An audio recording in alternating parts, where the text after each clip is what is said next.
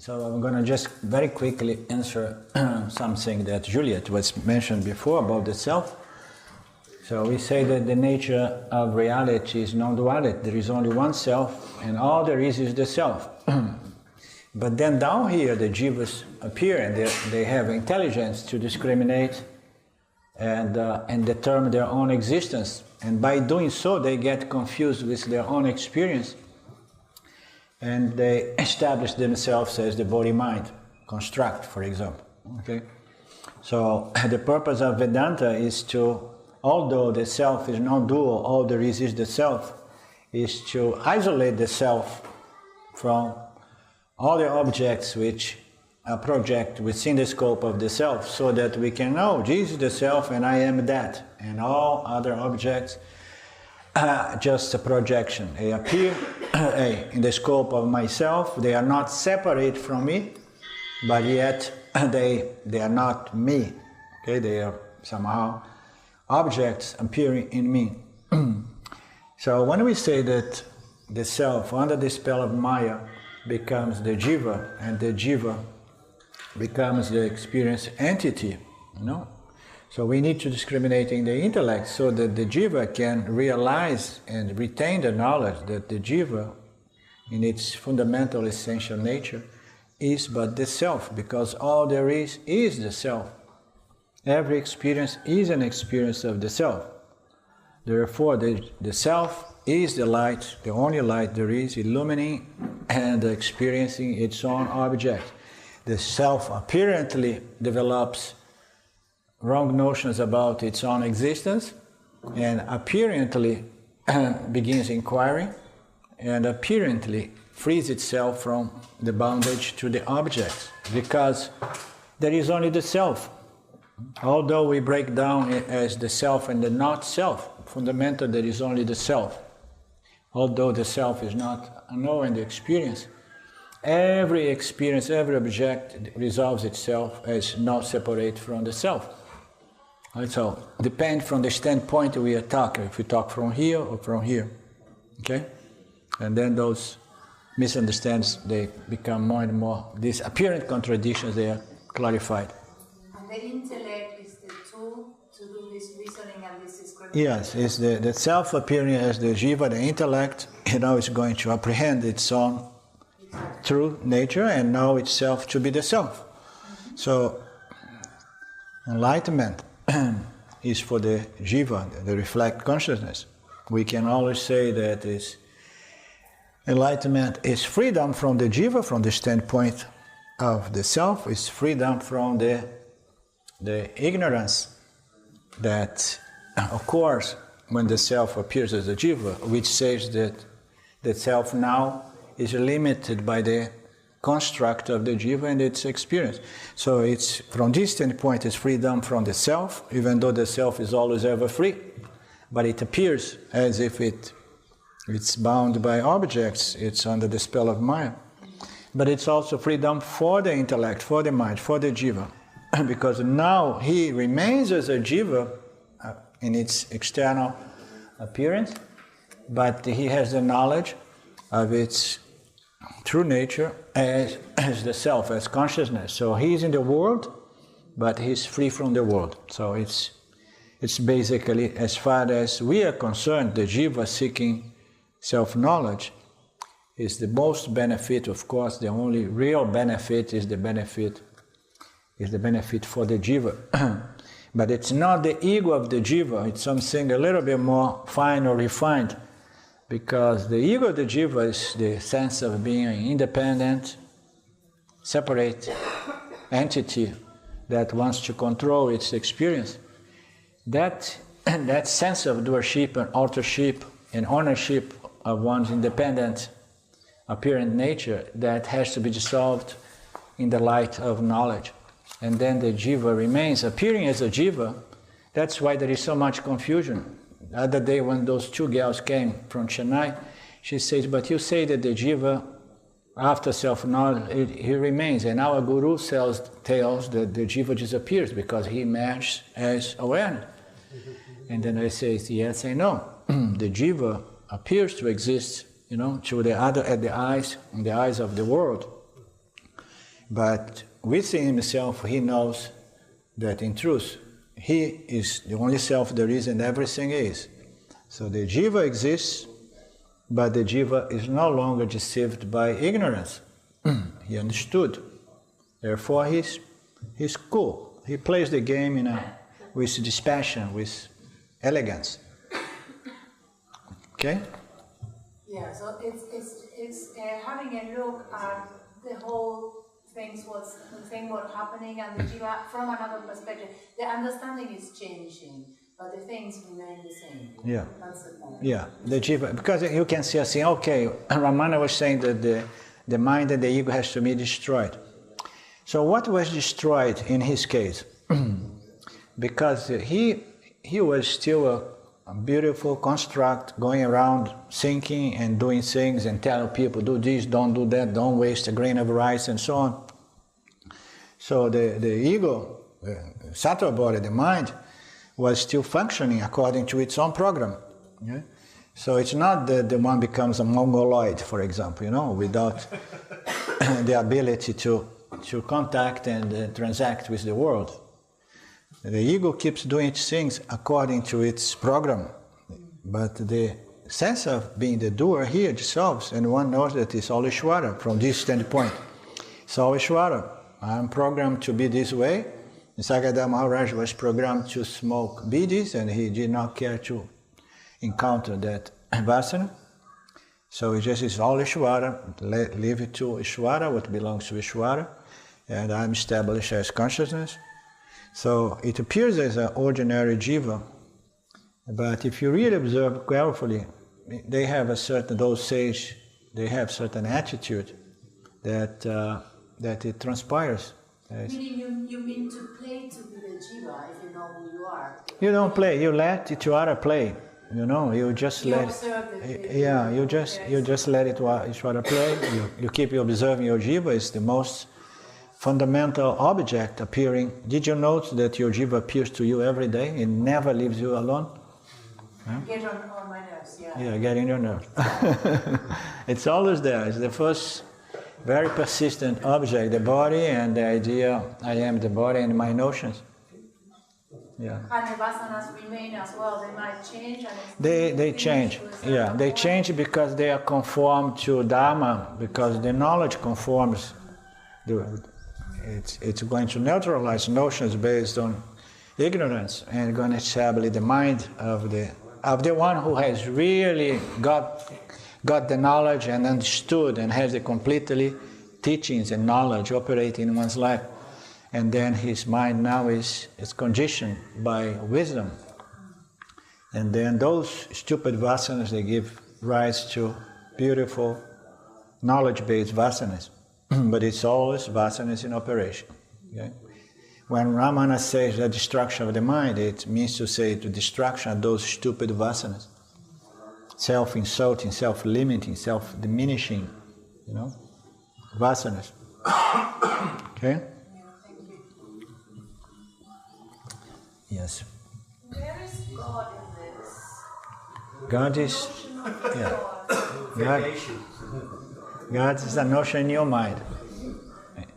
God is a notion in the mind of jivas, which is in the mind of Ishvara. Ishvara projects and then he creates this notion in the very mind of these objects that he creates. Okay? So let's say God as the notion of the one who created this world, the one who maintains the world. Yeah. It's we infer that there is an incredible intelligent power governing everything, and we infer that this universe is an effect of a certain cause. We can support the concept that there is a power called Maya. Okay? So we infer, this is inferential knowledge, which is a very valid means of knowledge. But the concept of the superimposition, because this is what it is, it's impersonal. It's not deity. It's not a big jiva or super jiva. It's just what it is. It's life. It's the manifest. And it is intelligence. It's the material and the intelligent cause. It's the energy that projects and sustains it and keeps recycling. This is God. God is it's nicely described by the triety of the Hindu tradition, you know. It is Brahman, Shiva, and Vishnu and Shiva. The creator, the maintainer, and the recycler, the one that destroys the forms and to assemble them again. So it's not the self. So the statement "I am that" does not refer Yeah. to that. It's something else. Yeah. When we say that the purpose of Upanishads is to establish the Jiva, and it's based on its own fundamental nature, which can be verified by the individual, as something above the concept of God. That's why I say God is a concept. Okay? What I try to say is, like, when I say I am that, I'm all there is, like self-awareness, existence, whatever, all there is. But there seems to be like a difference in, so the quality might be the same, but the quantity for sure is not the same. Like I can say, okay, I'm all there is. Everything's a projection of here, of my mind. But still, I cannot say, now I want to have a tree over there. Like, the first thing to understand is that non-duality. Non-duality does not mean sameness. Sameness. Oneness is not sameness. Okay? When we see that every element of the ocean is fundamentally the ocean, we see the oneness or the non-dual aspect of the ocean. Okay? The ocean is not its plants, its sand, its fish, or its waves, or infinity of names and forms. It's parts of the ocean, okay? So when we say that the ocean, those parts fundamental are the ocean, we establish the oneness of the ocean, okay? But oneness does not necessarily mean the sameness. Those parts of the oceans, defined by the names and forms, remain, but it's part of the one single phenomenon called the ocean. But there is a substance, and this analogy is valid only when we take the ocean, the wave and the ocean. What is the common denominator between the two? It's water, okay? So there is something, awareness, consciousness, existence, that is the only thing playing here, appearing as diversity, multiplicity, by names and forms. The subject-object duality projects this. So it's more like the other way around. It's like I'm the drop in the whole ocean. Yes. As a jiva, we are just a speck of dust. Okay? As Ishvara, we are integral part of Ishvara, the creator, the maintainer, the recycler, and we have a certain influence on Ishvara as far as our own speck of life stream, the journey of my soul, okay? But when we say that there is only one here, we can say it in reference, there is only one universe, but still respecting its apparent names and forms, because the universe is a composition of many forms, names and forms, okay? Parts.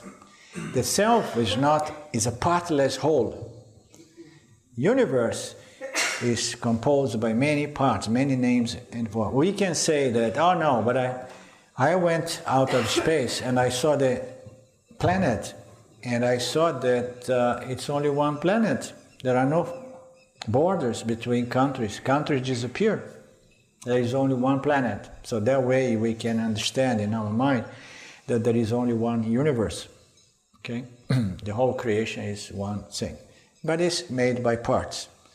It not means that I am same as a tree, I'm the same as a cat. No.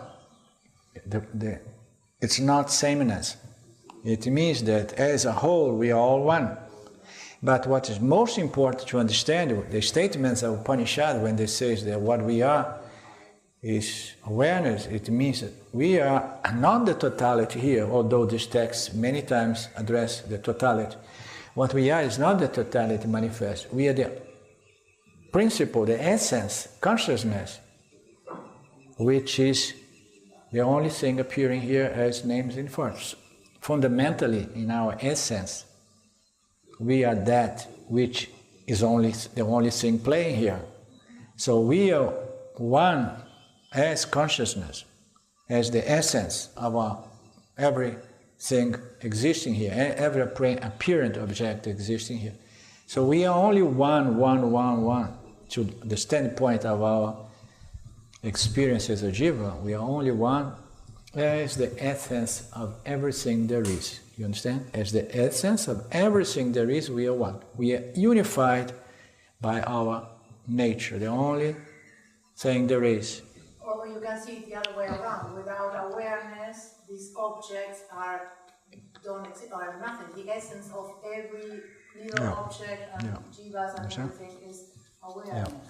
So we are that which is the same essence, fundamental essence of everything. That's why we can say everything is me as awareness. We cannot say everything is me as a jiva.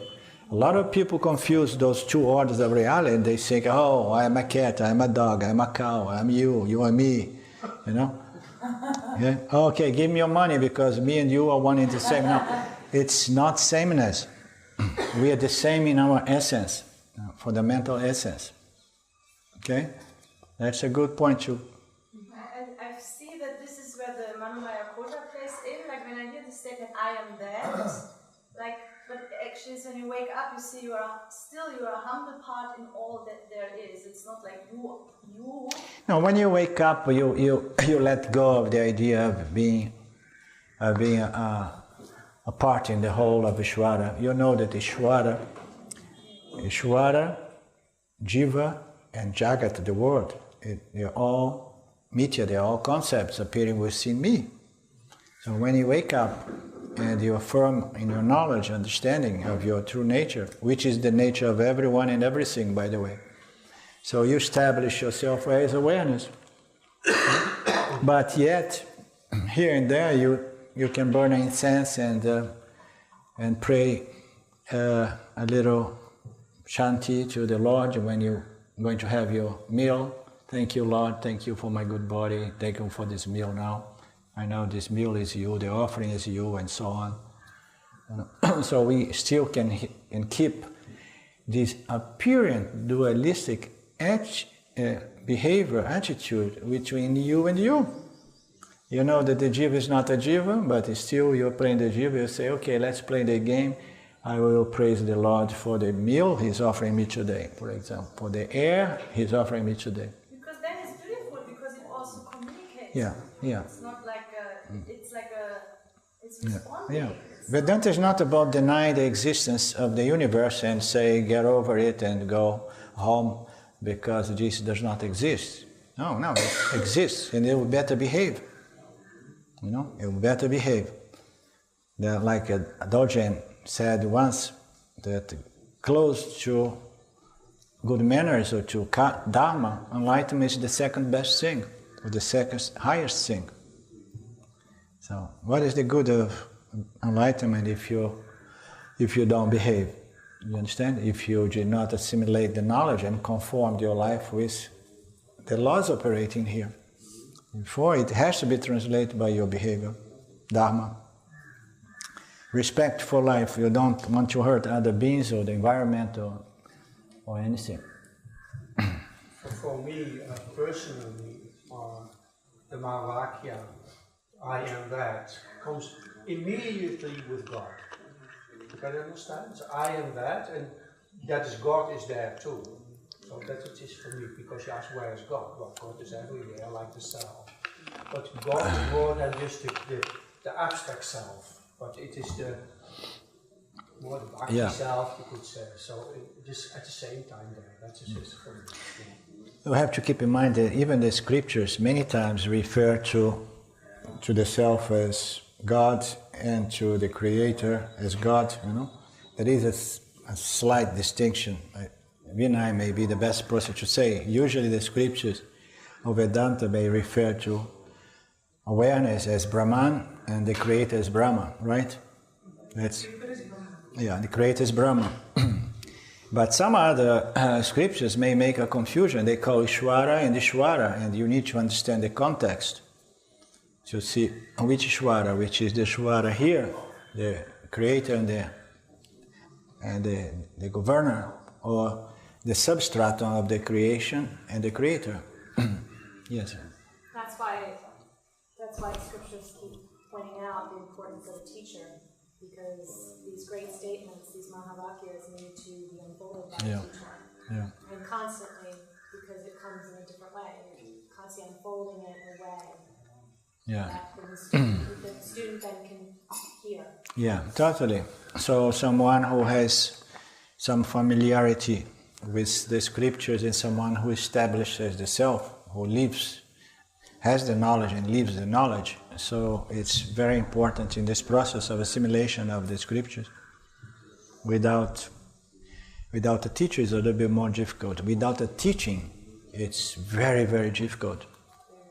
Very, very difficult. But it's possible. Depends on one's prarabdha karma.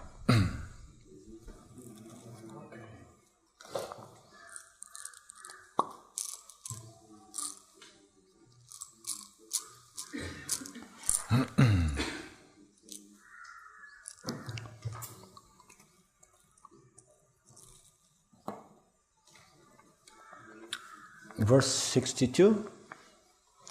The inquirer said, I negate the 5 sheets, but I see only emptiness. Oh, this is nice. Yeah. We are talking about that. So, Silvia was saying about that. So, we have to respect the creation, and if we keep negating it, we're going to be left with nothing, Like nothing exists, You don't exist, I don't exist, nothing exists, and you're free, because nothing exists. If there is nothing existing, it means we don't have any problem. There is no duality, there is nothing, only the self. But we cannot negate something that again and again keep showing up before us, the world, objects, the mirage. I negate the 5 sheets, but I see only emptiness. Is there something else to be known through inquiry? This is especially problematic for people with experiential vasanas, for epiphanies, non-dual epiphanies, and nirvikalpa samadhi. You experience nothing, emptiness, the void, and then you begin establishing that the self is the void, is nothing. And of course, when there is nothing, we don't have any problem, because there is no subject-object duality. All the problems, we have a lot of bills to pay, a lot of debts, and so on. In nirvikalpa samadhi or in deep sleep, every problem disappears. And then we get into this idea, so I want to get away from the world. I want to destroy the world of duality. I want to live in nirvikalpa samadhi, in the void, the emptiness. But we cannot escape the world. We can. As a yogi, if we have those vasanas and if we want to escape the world, we can say, okay, I'm going to be a yogi. I'm going to be in the forest, in the cave, or in some ashram, and I'm going to be producing nirvikalpa samadhi. Well, what about your karma, though? Yeah.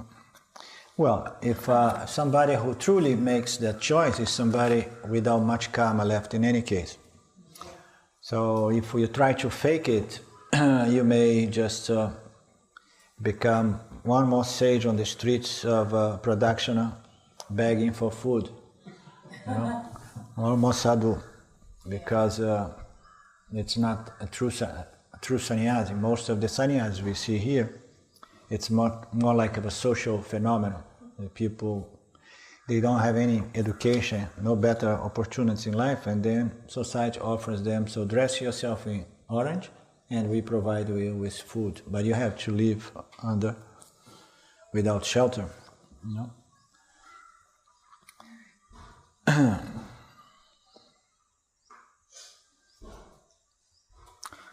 But I find only emptiness. Is there something else to be known through inquiry? The student of Vedanta must be prepared for the negation and annihilation of the world as he has habitually understood it. The process may be disturbing and unsettling. It can make us a little bit frightened when we begin negating reality to all these objects we have been so much engaged and obsessed with, beginning with our physical body, of course. The process can be unsettling, which is why the teaching can only be properly received by those who possess certain qualifications. The mind has to be purified to a certain degree so that this knowledge makes sense without unsettling the mind. Because there are some truths, as present in the Upanishads, that can be a shock, can be really unsettling for an individual who is not prepared to it. So we need to trust Ishvara that everybody coming to a Vedanta class somehow has some degree of qualifications developed, otherwise Ishvara would not bring them here. Right? Or sometimes if they feel threatened by certain things, they disregard those things as fake and they just leave. And that's perfect. The qualifications, they were detailed earlier. So earlier we went through those qualifications. I have a small list of this qualification. I'm going to pass for Kalin, for you guys that came yesterday. And then Kalin can read for you all the qualifications. So you understand, it's not something to disqualify anybody. It's just to bring to light the fact that certain qualifications we may need to do some more work on. We need to develop a bit more. And it's not anything that was created out of the blue. Those qualifications are the result of the observation among the people who have understood their true nature, and then they start collect. So, a lot of people miss out on the most obvious single truth. So what was that we had and the other, and then they start coming with, I have this quality of mind, this quality of this, and then they come up with an idea of most of us had these qualities. So that's what it is.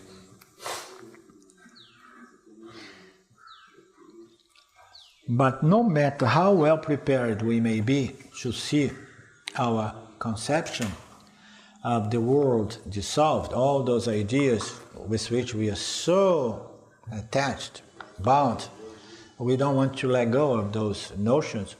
No, it defines us. We are defined by our desires and fears and notions. We don't want to see them go.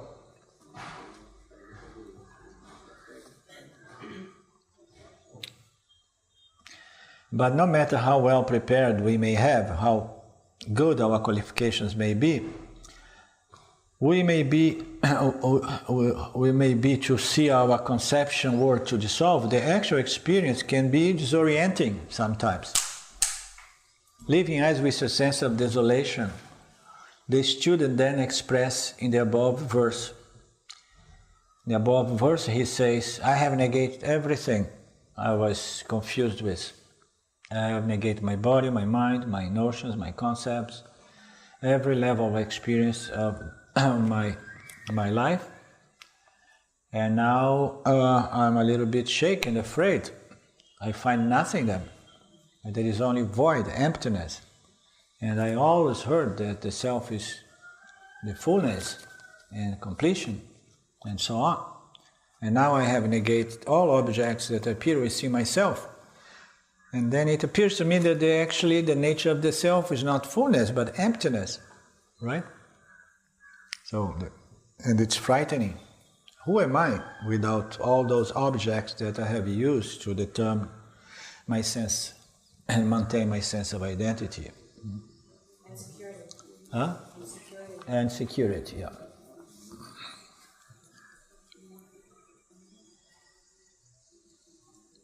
If negation of the 5 sheets leaves us with a feeling of emptiness, the next question we should ask is, who is that feels empty? Who is that who experiences emptiness? Who is that who witnesses emptiness. Who is that who is afraid of emptiness? Right? So the text, the commentary here is pointing out that the most fundamental key in this process of discrimination is to again and again objectify our experience and see it as a phenomenal object bound by time, therefore not real. Emptiness. People think that emptiness is the most fundamental aspect of existence. Emptiness is just another object. It's the object called absence of duality, absence of objects. How we know that is an object? Because there is a knower of that object of experience. There is a phenomenon happening, which is absence of object, and we come out and say, yes, I have known and experienced the absence of object. So since there is a knower, the knower cannot be what is seen and experienced.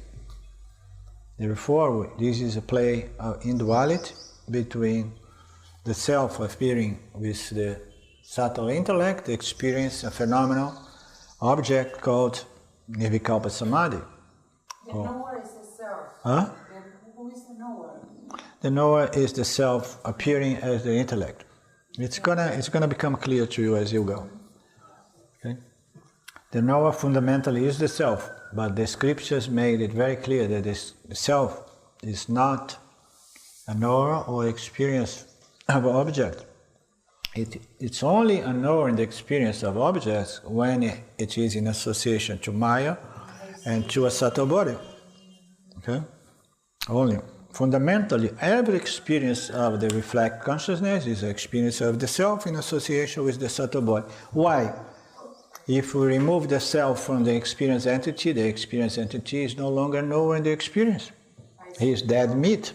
There's a there's the bridge between the objects, and the self. The subject is that which is always present. Yeah. And we don't need to connect that. It's always present. And objects appear within our own, the scope of our own existence, conscious existence, limitless. Okay, but the intellect makes the bridge so that the two of them apparently connect. Is the process? Yeah, the intellect is the closest thing to the self. It's a very, very good upadhi. Upadhi is something that is so close proximity to another thing that somehow we easily confuse that with the very thing that it is reflecting or transpiring. So the intellect is a very subtle upadhi. But fundamentally it's the self, because without the self, the intellect is just nothing, it's subtle matter. The physical body is dense matter, the mind is subtle matter, it's all matter, energy is matter. Meaning the knower is also gone at a certain point. The sense that I am the independent knower and actor and originator of my thoughts and decisions, that goes. Yeah, okay, wow. Okay, but still Ishvara, this is the domain of Ishvara. Ishvara is going to continuously play its life. We are just puppets. Understand? Ishvara is going to be playing us according to our Parabhada Karma. At the best we can have a dialogue with, so to speak, with Ishvara and say, hey Ishvara, I want to change my karma a little bit. I want to have some modifications made on my vasanas. I have connected the dots and understood that we are all in your hands and you are just playing the show here. But I'm tired, I'm bored to see the same show being replayed every time.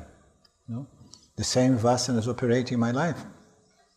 Therefore I say, no, I want to see something a little bit more exciting. I want to see less drama and more comedy, more fun, more joyful chapters in my life. You understand? So we have that power to influence Ishvara by developing knowledge and then placing our prayer into the field, and the best prayer again is intelligent thought and action in harmony with the field and in harmony with my goal. What is my goal? Huh? Yes, but fundamentally before that is to purify my mind, develop a sattvic mind. So we are talking in terms of Karma Yoga. Karma Yoga is well defined by action and the relationship between Jiva, Ishvara and the field. So on that level of work, our goal is not moksha. Our goal is, of course, moksha is at the background, but our goal is to develop a sattvic mind, purifying the mind. Karma Yoga is the best purifier, okay? And we don't need to run to the caves. Is it clicking for you? Okay. So ultimately, you negate the knower also, no? Or Huh? it gets negated, let's say like that. Can you repeat, please? Like ultimately, you negate the knower also. Or Of like course. You don't negate it, but it gets Yeah. negated. You negate everything, include the knower. Yeah, the knower here, because you know that there is only one knower. You negate the jiva as the one who is experienced, and you submit the jiva to Ishvara. You understand? Also this knower, I mean, we say we know it, but do we really know it? We know it because we trust in the scriptures. So that's what I try to say. Like, I can say, okay, I'm here, but am I 100% sure? I mean, I can trust my senses, I can trust my vision, I can trust my hearing. Yeah. But in an ultimate sense, I cannot be sure. The jiva, the experience entity, the knower and the experiencer of objects, is a thought in mithya, is the I thought. So ultimately you have to see your jiva as an object in mithya, and you have a relationship of objectification towards your jiva. And you know it's in mithya. But you cannot deny reality, completely deny reality to the jiva, because in and all experience in mithya is dependent on the jiva. You see, the enlightenment or self-realization is irrelevant to the jiva. And then we say, well, who cares? The jiva is not real. You understand? Nothing is real. This is all mithya. None of this exists. But it's relevant because we are the only experienced entities in Maya with psychological problem because of our intelligence or free will. And then we need to find a solution in mithya. And then once this is resolved, and then we know that this is all play of Ishvara, so the jiva gets resolved into Ishvara, and Ishvara gets resolved as the self. Everything is the self, and I am that. I am the substratum. You understand? So the jiva gets negated, but the easiest way to understand it gets resolved into Ishvara. Yes, Jennifer? I think it's very important to, I know Ramji does this, is that to keep repeating of the definition. Negation doesn't mean denial. Yeah. Negation means that it doesn't exist independently Yeah. from myself, as the self. And Beautiful. also the word real. Real is a term that's become very popular in English language, but the definition in Vedanta, real means something that doesn't change. You see, so when we say not real, we mean it changes. Something that's And it's not variable always versus present. Real is that which is always present as well. Very good. It's like when we dream, we wake up, so suddenly there's complete different scene. Yeah. We're in the dream. So when I wake up from this dream, whatever, it's like, now I think I'm here. So this is always the point where like, okay, I'm here because I really... That's what it does, Maya. Maybe if I wake up from this dream also, I can see that all this... It's only a question of definition. We have established our identity on the wrong place. So when you say, I'm here, I dream, I wake up, the I is always there. And the I is the light of consciousness. You have to see where you're going to plant your identity. You need to redefine yourself over and over again until you are done with all superimpositions. You understand? And then you stand as awareness, and then you know that you are the light. You understand? When you know that you are light, you have no problem with the world. There's no duality, there's no separation between you and the world, and so on. Nothing can touch you, nothing affects you, nothing can taint you, and so on. Yes, Sylvia? I just want to say that you say A little bit louder, please, Amore. the doer there, but in reality, you cannot negate the doer, don't ignore Yeah. where there is the intellect, because the knower is only one word. You can negate the doer, the thoughts, Yeah. the jiva, the subtle body, but the Yeah, I forgot to throw. is only Yeah. the self, and it's one illumining the intellect, Yeah. but it's not two. Like Yeah. you negate the down, there nowhere, and then you are the other one. I meant to say that at the end, the sense of being independent, separate knower is negated, is resolved. The jiva is resolved into Ishvara, Ishvara is resolved into awareness. Could you repeat what Jennifer said about negating? I just didn't hear it. Yeah, negation. Can you repeat it? You use a good word. Negation doesn't mean denial. Denial. It doesn't mean non-existent. That's something very important in Vedanta. Negation means it doesn't have an independent existence separate from myself as the self. I'm not talking about Jennifer now. But as the self, it doesn't have a separate existence. It is completely dependent on the self for its existence. So that's very, very important. Negation is completely misunderstood. Yeah. That's why we have a teacher and a teaching to keep going over the definitions of Yeah. these words. Otherwise, it's very misunderstood. And the importance of being clear about what it means to reality. Reality is that which is always ever present. Any phenomenal object is transient, it comes and goes. There is a factor that's always ever present. It does not change with any experience. That is the light of our own existence. And we can gain it, we can feel it, we can even get it almost experientially sometime, like wow, it's true, I am consciousness, And then we need to keep working on the knowledge so that this knowledge remains hard, fast, and always present. Always good. Okay?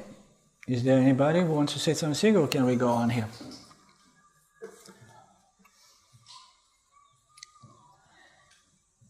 Okay.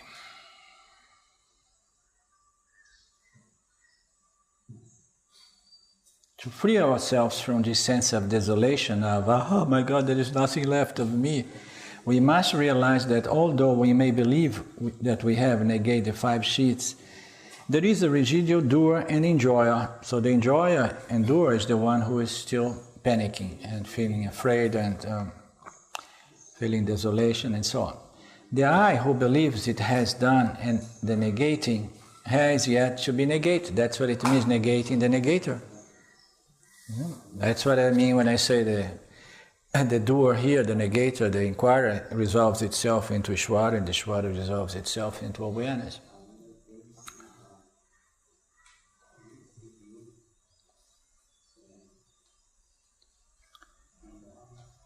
To free ourselves from this sense of desolation, we must realize that although we may believe that we have negated 5 sheets, all the identifications we had with our experience, there is a residual doer and enjoyer there. The I who believes it has done the negating process has yet to be negated.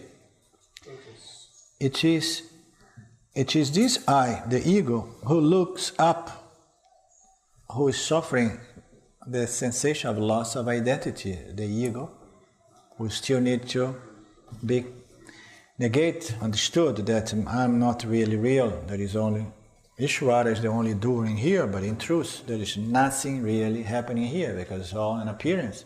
It's an apparent reality. We don't deny its existence, but it's almost some scriptures. They are so radical that they go that the Maya and the universe is not real, and it's an appearance that is so not here real that is almost like non-existent. No? We see the mirage in the desert. It's a very nice illustration. It appears, it exists from a certain distance, but when we examine it more closely, we realize that there is no substance to it. So the same with the universe. Unless we examine it very, very closely, we will find it some degree of reality to it. But the more we examine it, we see that it's just an appearance. That's why this word appearance is so important in Vedanta. It's just a projection. Superimposition is just like the snake project on the robe. It is the energies and the 5 elements project on awareness.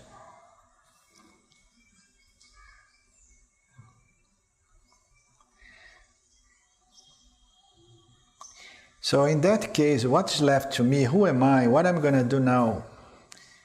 What's left for me to hold on to, since everything is negated and I find myself in emptiness? There is a temptation to panic and despair. It is at this juncture that the student now finds himself, the student of this dialogue. This dialogue, the student now is like, oh my God, no. What is left to me? My life is, this self-inquiry has somehow dismantled my sense of identity. Some of us who reach this point want to turn back. And some of us sometimes develop even animosity towards Vedanta. No, you say, oh no, Vedanta, no, it's not good. It feels bad. Intellectual. It's intellectual. We are like someone just learning to swim who tries to touch bottom and realize that the bottom is far into deep water and no longer has the support of solid ground beneath his feet. That's a nice analogy, huh? We swim, and then comes a point that we feel like, I better go back. And then you are tired, and the bottom of the sea is far from below your feet. And you say, I got myself into trouble. I should not have done this inquiry this far. But it's not that way. If the student comes to this level, he's already prepared to move on with his inquiry. We should not be concerned and worried, and the scriptures are going to support every one of its statements. The student is going to have the support of someone who appears as the teacher, and no worries.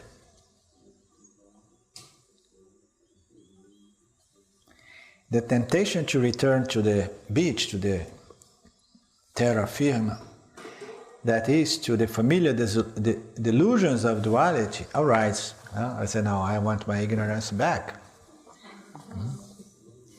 No, before I was living, I had a sense of substance in my life and identity, and I was connecting with the world. And now I heard this story that my wife does not exist, that she's not real. Everything is disappearing. And then I want my ignorance back. It felt cozy, it's old, I'm very familiar to it. It gives me a sense of security. Insecure, but secure, but at least I don't feel I'm alone. What we are is the only thing. So, we are the only unique. We like this word, I am a unique piece of existence. We are unique in the sense that we are the substratum of the whole existence, and we are unique in the sense that there is only this unique thing at play, which is consciousness existence. It's me, alone, in this vast universe, projecting all this dynamic play and dance of the elements that gives us entertainment and fun. It's fun when you really know who you are. Otherwise, it's mostly a little bit challenging sometimes. There's a lot of experience that are not really fun when you are driven by ignorance. there is a temptation to go back to the beach, to the familiar delusions of duality. It's such a time that the teacher is essential. That's very important. When we get there and we're like, whoa, you know, accompany, association with the teachings and the teacher. The student turns to the teacher and asks for help, for some way to keep from drowning in what appears to be the waters of emptiness. And the teacher provides the help needed, as unfolded in the following verse. It's such a nice way to present the teachings. Huh? Yeah, it's like a movie. Oh, I want to see the next chapter now.